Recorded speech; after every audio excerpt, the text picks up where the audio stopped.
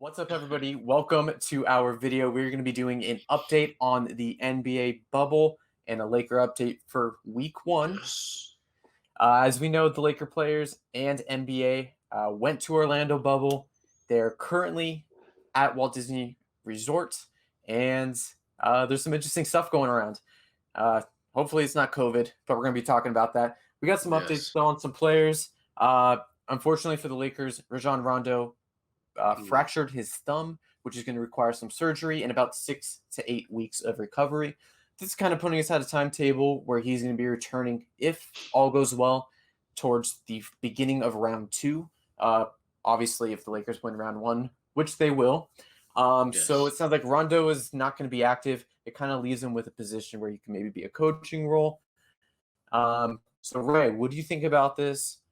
How do you think Rondo's role as a coach is going to help the Lakers achieve the ultimate goal of the championship? Real fast, I do want to touch up on that. He came into, we'll say, the bubble looking in phenomenal shape. He was in tip-top shape. He looked like he added some muscle. He grew his hair out. His hair looked good. He looked healthy. So obviously taking off 6 to 8 weeks, I'm sure he'll be able to do some cardio. Luckily, he's there. He's ready. It's not going to, lose too much. Having him there as a coach, because he's already a coach on the court. He's a point guard with one of the highest IQs in the NBA. He's since he's been in the league, a lot of guys would say, he lucked out by playing with, Kevin Garnett, Paul Pierce, and Ray Allen. But to do still what he did with those guys, that's a lot of pressure. But he can only do that with the basketball IQ that he has. So having him still there as a leader, because he is a leader, being vocal and just pointing out stuff, which I'm sure Coach Vogel and the rest of the coaching staff is going to be okay with him stepping up and pointing things out, because that's what a great coaching staff does. They listen to their players. And someone like Rondo, I'm sure, has already been vocal a lot and has helped out the coaching staff. So having him there, it's still crucial. He has to be there. I don't think there's any reason for him to leave the bubble. So as long as he's there, it's going to still be good to have him. Absolutely. And now this kind of brings up an interesting question of who's going to fill that role. We have a bunch of awesome, amazing, talented young players in Quinn Cook and Alex Caruso. We also have Dion Waiters, who just joined the team recently. Now, I know we have a difference of opinion on this because we've already talked about it. But I want to preface this by saying we both love each player. This is not hate or disrespect to either player. But I want you to open this up. I want you to talk about who is your player to replace the injured Rajon Rondo. Well, I guess it's not so replacing. It's more so who I think should get just more minutes, because and I'm sure that's what you meant, but I just wanted to be clear. So for me, it's I'm going with Quinn Cook, and for a few reasons, not taking anything away from Caruso, but Quinn Cook is an NBA champion. So you might you might agree with me and say, yes, you're right. But you might also be one of those individuals who will say, well, he played on the Warriors. That doesn't make him a champion. I mean, he is, but by default. But the reality of it was, during those championship runs, he was filling in, coming off the bench for Stephen Curry, which is huge to do, because when Steph Curry goes out, you got to have someone coming back in. And those are big shoes to fill. Huge shoes to fill. And he did a phenomenal job at a young age, and then going most recently to last year's NBA Finals. Although they lost, if you go back and watch, and I think even Game 5, he was hitting big three after big three throughout the entire game. So, and in clutch moments. So the guy has what it takes. He knows how to perform on the biggest stage. He knows how to perform under pressure, because even when those guys were injured, and you would expect someone like this to, okay, we're going to really see what he's about. We're going to really see that he's not all that, because he can't piggyback off of these guys. Absolutely not. He rose up to the occasion, and I admired him from that. So when we signed him, I was excited, because we're having an NBA champion, a veteran with leadership, and NBA Finals playoffs experience. So that is why, again, the guy is a leader because he's not even getting that many minutes.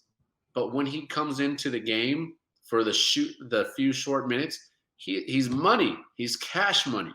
Are you going to turn down cash money, Dylan? I can't, honestly. Absolutely not. No one's going to turn down cash money. So this guy is cash money. He stays ready, and that is hard to do. To stay ready, and when you're cold on the bench, and he does it. Takes a lot. So I'm going with Quinn Cook. It's hard to argue. I love Quinn Cook. I think he's a great player. I also have a player of my own that is a young guy in Alex Caruso, the GOAT. Caruso. So I think Alex Caruso is a great candidate to fill the roles for Rajon Rondo. If it's to start or if it's just to come off the bench in that second unit, I think he will be the first guy to come off the bench for a few reasons. He's already shown his worth over the season so far. He's playing phenomenal with LeBron James. Just the IQ between the two. The player efficiency rating for him is extremely well. He's in the top 5 on the team. And if you take out LeBron and AD, I think he's in top 3. So he does phenomenal things for the team. He has those putback dunks that were insane. He's dunking over people on exciting. He is the most improved, maybe besides Dwight Howard on the team. So I really, really love what he's been doing so far, and I can't wait to see how he takes this regular season hype. We had a little break, but I'd love to see how hungry he is when he comes back, and honestly, just blow us away with his playmaking, his shot taking. It's going to be incredible. And not to take anything away from Quinn Cook. Quinn Cook is an incredible shooter. He comes in and he does his thing. So either way, I'm more than happy and I'm more than confident in our young guys. Absolutely. And I just also, let's not forget, if there is anything bad to say about this Lakers team this year, it's we need more 3-point shooters. Well, here you go. It's right here. So that's if that's the one thing that we're lacking, voila, here it is. Let's do it. Speaking of 3-point shooters, we cannot forget our most recent signing, J.R. Henny God Smith. The guy comes in, he has videos out there.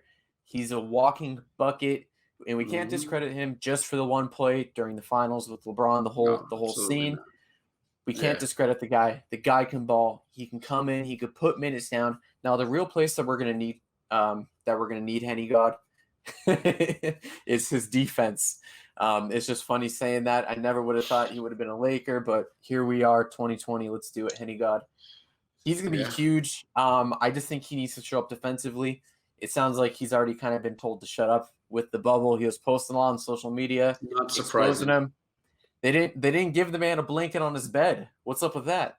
They forgot to give him a blanket, a comforter. Man. Oh, poor guy. It's cold. Life is rough. Literally cold. They should just give him a bottle of Henny. But let's talk about this. You mentioned, people are complaining. So what are your opinions? There's been a lot of players. Doesn't really seem like the high up guys. But what do you think of the few guys that have come out and said some stuff like, the bubble, it's not good. We shouldn't be here. The food sucks. What do you think about this? Man, again, I'm always one. Before if I see someone doing something that I wouldn't necessarily do, I always try to remind myself, like, you know what, they're human, just like me. Let's give them a break. But then I took a step back. I was like, hold up. You guys are millionaires. A lot of you are. You guys are getting paid a ton of money to play basketball. The NBA created a bubble for you. There's $1 million companies who don't even create a bubble for their employees who are the essential workers who are going to work right now. So you guys are in a bubble at Disney World, and they're going to do the best that they can to accommodate you guys. And the first thing you do when you see your food is you're going to complain rather than just be thankful. It's just a reminder. We all make mistakes. And again, I know someone had mentioned it earlier. It's a lot of the role players, guys who aren't necessarily the top stars that are complaining. Thank God they're being leaders. But just a reminder, man, like they don't complaining. They're complaining about food, but can you tell Dylan, what else do they have that besides the food? What else is there for them? I want you to tell me. Yeah, the players have a bunch of amenities. They can go fishing on the little lake that they have there. They're going bass fishing. I saw Luca, a few of the Mavs bass fishing. Okay. They have a pool area. Dwight Howard was seen, at the pool area. There's arcades. There's food. There's basketball. There's golf. There's ping pong Golf. tables. There's probably not NBA 2K though, right? Oh no, they got 2K. Don't worry, it's on Oh, deck. It's on deck, bro. So they man. definitely have their hands full. I mean, a lot of players are also seeing online. They're streaming. They're playing NBA 2K with their teammates. We saw Quinn Cook play with Anthony Davis and LeBron James a few nights ago. They broke Yeah. the servers, which was funny. And then there's a lot of players playing Modern Warfare too. So it's a crazy atmosphere. I think a lot of the players just need to kind of relax. If they need to go do yoga, I'm sure that's available for them. I'm sure there's handfuls of things that they could be doing.